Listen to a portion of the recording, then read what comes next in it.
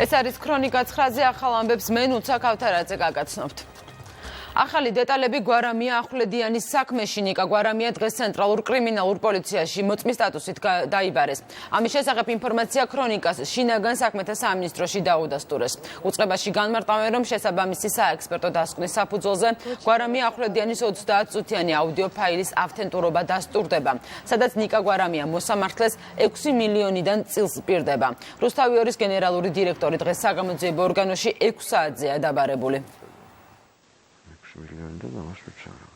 30 წუთის ხანგრძლივობის აუდიო ფაილის სახელწოდებით ნიკა გვარამია პირდება მოსამართლეს 6 მილიონიდან წილს. შესაბამისი საექსპერტო დასკვნის თანახმად არ არის დამონტაჟებული და ავთენტურია, რაც ნიშნავს იმას, რომ ხმები ეკუთვნით ნიკა გვარამიას და მამუკა ახვლედიანს. მოქალაქე ნიკოლოზ გვარამია შინაგან საქმეთა სამინისტროს ცენტრალურ კრიმინალურ პოლიციაშია დაბარებული.